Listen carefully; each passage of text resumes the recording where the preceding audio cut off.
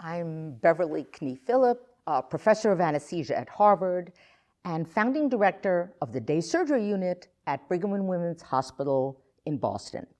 Ambulatory anesthesia has been my passion and my career, and that is what brought me to this treasure from the Wood Library Museum, the Phoenix Surgery Center design drawing. Its story begins in the mid-1960s, when dissatisfaction was growing with hospital-based care. It was too complicated, too inaccessible, and too expensive. Dr. Wallace Allison Reed, and everyone called him Wally, was practicing anesthesiology in Phoenix, Arizona. He had taken notice of two anesthesiologist-led, hospital-based ambulatory surgery programs in Washington, D.C. and in Los Angeles. They had published the safety, the effectiveness, and the attractiveness of ambulatory surgical care. In 1968, the idea started to coalesce in Wally's mind. I heard the story from him at a meeting of the Society for Ambulatory Anesthesia, SAMBA, held in Phoenix in 1988. For that occasion, he prepared and gave us a booklet called How It All Began. And this booklet is also available at the Wood Library Museum. In it, Wally described the development of the first freestanding surgical facility that became known as the Phoenix Surgery Center. He drew a picture of his first idea of the design, and then he and his colleague, Dr. John Ford, another anesthesiologist, developed goals for this center. And the goals remain modern today: to make the ambulatory patient a matter of greater concern, to streamline the delivery of his or her medical services, to reduce the cost of his or her care, to work for a broadening of his or her insurance coverage, and to provide a pleasant atmosphere for both the patient and staff and surgeons. They next developed a building plan of the first of its kind, non-hospital operating facility. They broke ground in August 8, 1969, and opened on February 12, 1970, with 5 surgical cases. It grew, and the rest is history. Our treasure today is the actual first drawing, his first design of the idea of a freestanding surgery facility.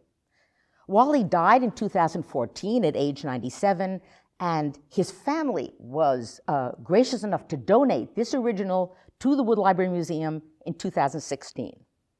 And how he describes it in the How It Began booklet that he wrote, it's the first time this concept began to materialize on paper.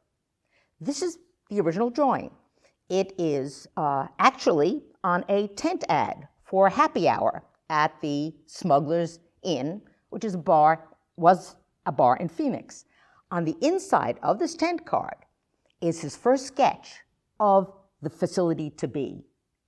And he writes a separate waiting room for parents to admit from a room other than the recovery room. And what you have here is the original idea of a circular patient flow from preoperative through the surgery to a waiting room and back home again. But the story of this treasure is really not about the building, the surgery center itself. This story is about the entire new concept of a practice of medicine that was developed by Dr. Reed. To make the Phoenix Surgery Center succeed, Wally went proactively to the Arizona State Department of Health, to the Medical Society, to the health insurers, to the federal government, to fight for their support, their cooperation, and payment for his new surgical care concept. Wally formed a professional association to promote ASC, ambulatory surgery centers, which is what they became to be known. And that organization became the Federated Ambulatory Surgery Association, and it still exists as the Ambulatory Surgery Center Association. Wally was concerned about quality, and he was a founding member of an accrediting organization known as AAAHC, the Accreditation Association for Ambulatory Healthcare, that focused on quality care in ambulatory surgery centers. Wally worked with the American Society of Anesthesiologists, ASA, and its Ambulatory Surgical Care Committee to develop the first version of ASA's guidelines for ambulatory surgical care. And that committee was led by another pioneer, Harry Wong of the Salt Lake Surgery Center. When we founded the Society for Ambulatory Anesthesia, SAMBA, and there were 20 of us in the US, and this was under the leadership of Bernie Wechsler, who in 1995 later became ASA president.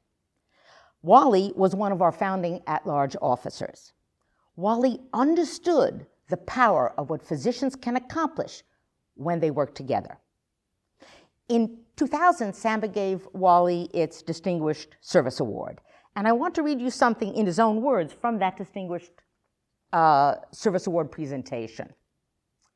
He writes, "Well, I would describe myself as a sort of political strategist, a medical political strategist. I had been a member of the County Medical Society and State Medical Associations, and when I came to Phoenix, I thought that by serving on hospital committees, I could prove that the anesthesiologist of those days was more than just an etherizer. He was also a real doctor. And whenever I would be on those committees, the other doctors would kindly withhold any criticism they might have of anesthesiologists. And I think that that helped us develop our center here in Phoenix." Wally was a visionary, a doer, a leader with quiet strength. He embodied the professionalism of a most modern physician anesthesiologists, the same path we are all on today. The entire specialty of ambulatory surgery, now more than 80% of all procedures being done in the United States, all started with this 10 card. These and other mementos of our specialty's history are available for you to see by visiting the Wood Library Museum in person or online.